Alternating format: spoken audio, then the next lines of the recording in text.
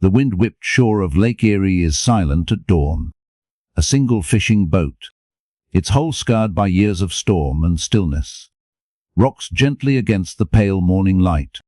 In that moment, the world holds its breath, nothing grander than a solitary man casting his net into the unknown. This was the world that greeted young John D. Rockefeller one grey morning in 1855, when his family arrived in the rough and tumble town of Cleveland, Ohio. He was but a boy 12 years old, but within him stirred a quiet determination, a hunger not for comfort or ease, but for meaning and mastery. Imagine him then, sturdy-boned, narrow-faced, with eyes that missed nothing, every flicker of sunrise on the water, every creak of the siding in his family's modest frame house.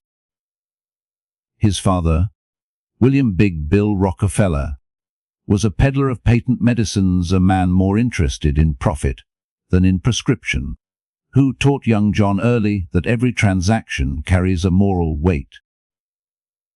His mother, Eliza, by contrast, embodied thrift and integrity. She taught him that every dollar earned carries a responsibility. In their home, the ledger book sat perpetually open, expenses meticulously noted, income carefully tallied, and above all, balance sought at every turn. It was here, in the hush between father's boisterous sales pitches and mother's gentle admonitions, that Rockefeller learned his first lesson: clarity of purpose.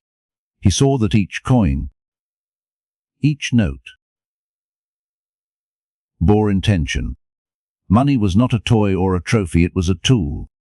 And as the morning sun glinted on the rippling waves of Lake Erie, he vowed to himself that he would master that tool better than any man alive.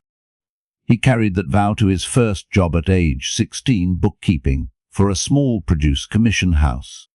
There, amid the clamour of wagons and the pungent scent of fruit and grain, he found his calling in numbers. He studied ledgers as others studied scripture. He examined every entry, every margin note, and saw patterns in profit and lost the way an artist sees colour blending on canvas. He discovered in balance sheets the hidden narrative of enterprise, where a careless expense whispered of inefficiency, or a swelling line of credit hinted at burgeoning opportunity.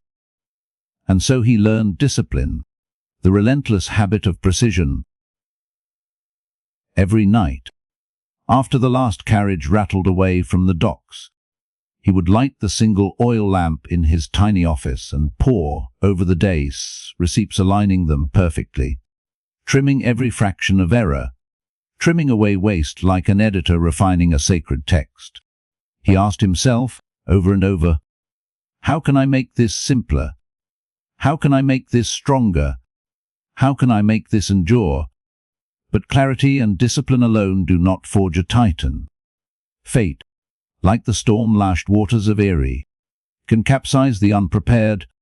In 1859, oil was discovered in Titusville, Pennsylvania, dark liquid bubbling from the earth like primordial promise. Rockefeller watched the news with fierce curiosity. He did not rush headlong into the fray. Instead, he studied from a distance. He read every report, mapped every crude well, and traced the railroad lines that would carry oil to market. He saw not just a new industry, but a revolution in energy, commerce, and the very fabric of modern life. He saw that oil could light homes, power factories, fuel ships, in the right hands, become the lifeblood of a nation. Here is the birth of vision, to look beyond the immediate, to see tomorrow's world through the lens of today's possibilities. Many rushed to hand-dig crude and hoist it barrel by barrel. Rockefeller saw that the real battle would be won in refining, in transport, and in the trust of customers. He foresaw the need for standardization, consistent quality, reliable delivery, unbroken supply chains, and he understood that Above all, success in business demands the invisible currency of reputation. If you can refine oil with precision, deliver it with dependability, and price it with fairness, you will bind your customers to you with bonds stronger than steel. So he founded his first partnership, Clark and Rockefeller, in 1863.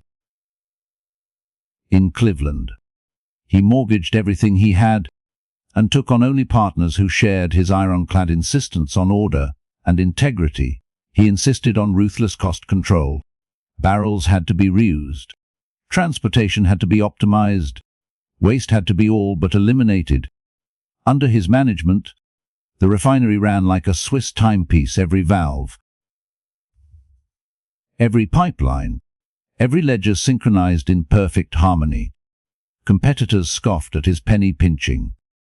Local newspapers mocked his obsession with thrift. But when they saw his profits soar, when they watched him reinvest earnings into better technology and expanded capacity, they recognized that Rockefeller had discovered a simple truth. Frugality is not cheapness, it is optimization.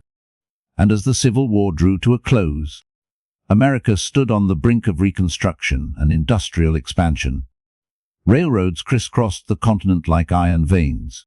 Factories hummed in every city, and the demand for oil exploded. Rockefeller, armed with clarity, discipline, vision, and integrity, moved decisively. He negotiated rebate agreements with railroads, lording over transportation costs to undercut competitors. He built storage facilities near ports and rail yards. He perfected the art of negotiation, always seeking the win-win. The railroad got guaranteed volume. He got unprecedented rates. Through these alliances, he reduced his costs and gained a moat around his enterprise deeper and wider than any government protection could build. Yet, the true measure of his mastery lay not only in shrewd deals but also in his capacity for resilience. When local rivals decried his tactics as monopolistic, he did not falter. He responded with legal defenses, strategic acquisitions, and an unwavering focus on service. He invited scrutiny, believing that a clean business, transparent and efficient, could withstand the fiercest examination. And so, by the 1870s, Standard Oil was not merely a company, it was an institution, woven into the very infrastructure of the nation. But Rockefeller's ambition extended beyond profit. In his early 30s, he began to contemplate legacy. He recognized that greatness is hollow if it does not echo beyond one lifetime. He believed deeply in stewardship, that those blessed with abundance bear a duty to uplift the community. Thus began his forays into philanthropy, gifts to education, to medical research, to churches. He endowed the University of Chicago, poured resources into Rockefeller Institute for Medical Research, and quietly, methodically, sought to erect pillars of human progress that would outlast him by centuries. Notice how his journey unfolded. It was never a matter of sudden breakthroughs or overnight fortune. It was the compounded effect of small, disciplined choices made day after day, each a brick in a cathedral of purpose.